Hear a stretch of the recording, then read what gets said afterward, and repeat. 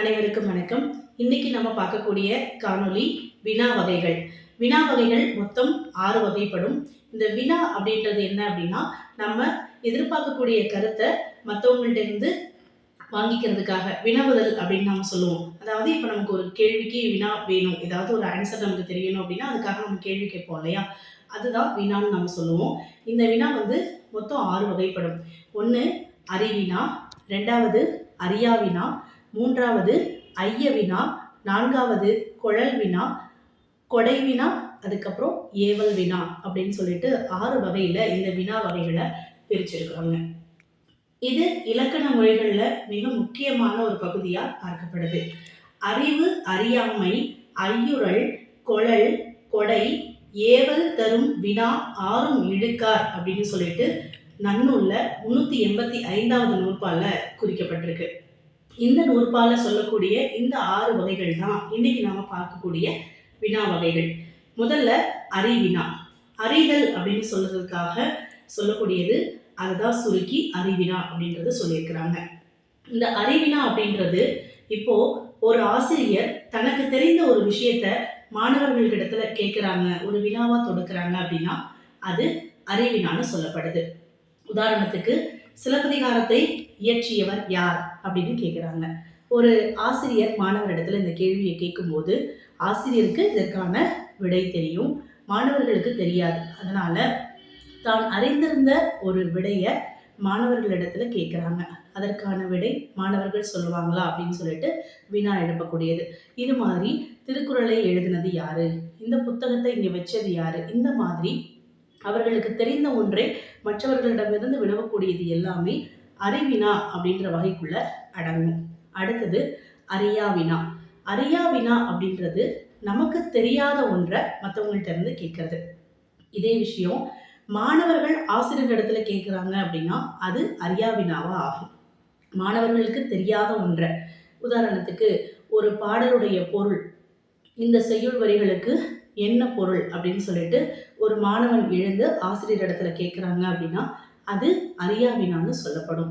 அதே போல ஒரு ஆசிரியர் யாரெல்லாம் இந்த போட்டியில கலந்துக்க போறீங்க, எத்தனை பேர் இந்த போட்டியில கலந்துக்கிட்டு பரிசு வாங்குறீங்க, வரக்கூடிய விளையாட்டு போட்டியில யாரெல்லாம் கலந்துக்க போறீங்க அப்படின்னு சொல்லி இவங்களுக்கு தெரியாத ஒன்றை மாணவர்களிடத்துல கேட்டாலும் அது அறியா வினாவாக அறியப்படுகிறது. அறிவினா அறியாவினா இரண்டுக்கும் ஆசிரியர்கள் மாணவர்களை நாம் நினைவுல வச்சு எழுதும்போது ரொம்ப சுலபமா நம்மளால உதாரணங்கள் எழுத முடியும். இந்த உதாரணங்களை வச்சு நாம இன்னும் நிறைய உதாரணங்களை கொண்டு போயிட்டே இருக்கலாம். அறிதல், அறிவிருத்தல் அப்படின்னு சொல்லுவோம். ஒன்று மாணவர்கள், இன்னொன்று ஆசிரியர்கள், 2 பேரையும் வச்சு நம்மளால இந்த அறிவினா அறியாவினாக்கு பல வகையான உதாரணங்களை சொல்ல முடியும். அடுத்தது ஐய வினா. ஐயம் அப்படின்னாலே நம்ம சந்தேகம் அப்படின்னு சொல்லுவோம். ஐயம் அப்படின்றது நம்மளுடைய சந்தேகத்தை உறுதி செய்யக்கூடியது, இதுதான் அப்படின்னு சொல்லி உறுதி செய்யக்கூடியதாக இருக்கக்கூடியது. அப்படி கேட்கக்கூடிய வினா அப்படின்னு நம்ம எதை சொல்லுவோம் அப்படின்னா ஐய வினாவை சொல்லுவோம். நம்மளுடைய ஐயம் நீங்க தெளிவு பெறுவதற்காக கேட்கப்படக்கூடியது ஐய வினா. இந்த செயலை செஞ்சது மங்கையா இல்லை மணிமேகலையா அப்படின்னு கேட்போம். அதே போல இங்க கீழே இருக்கிறது பாம்பா கயிறா, சமையல் கட்டுல 2 பாத்திரத்துல இருக்கு, ஒன்று உப்பு இன்னொன்று சர்க்கரை, இதுல எது உப்பு எது சர்க்கரை அப்படின்னு சொல்லி கேட்போம் இல்லையா? இது எல்லாமே நிறத்தால இருக்கும், குணத்தால இருக்கும், ஒரே மாதிரி பார்க்கறதுக்கு இருக்கும். அப்போ நமக்கு என்ன ஆகும்? சந்தேகம் எழும். அப்போ இந்த சந்தேகத்தை தீர்த்து வைக்கிறதுக்காக சொல்லக்கூடிய கேட்கக்கூடிய வினாக்கள் எல்லாமே நமக்கு ஐய வினாக்களுக்குள்ள அடங்கும். இது மாதிரி நம்ம ஐய வினாக்கள்ல நிறைய உதாரணங்கள் சொல்லிட்டே போகலாம். நம்மளுடைய ஐயங்களை தீர்த்து வைக்கக்கூடிய வினாக்களாக கேட்கக்கூடியது எல்லாமே ஐய வினாக்குள்ளர அடங்கும். அதே போல கொழல் வினா. கொழல் அப்படின்னா பெற்றுக்கொள்ளுதல், வாங்கி கொள்ளுதல் அப்படின்ற பொருள்ல வரும்.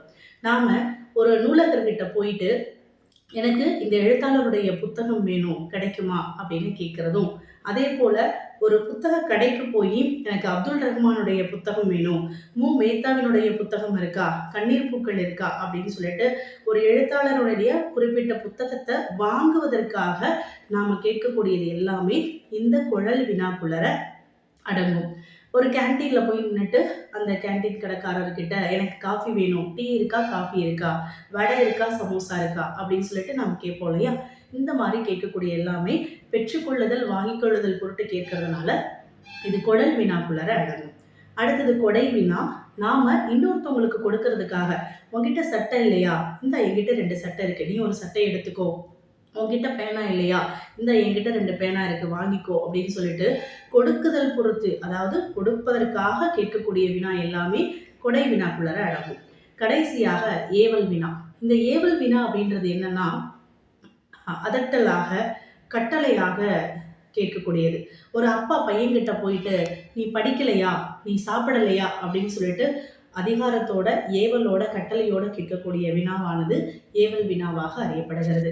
இப்படியாக அறிவினா, அறியா வினா, ஐய வினா, குழல் வினா, கொடை வினா, ஏவல் வினான்னு 6 வகையான வினா வகைகள் இருக்கு.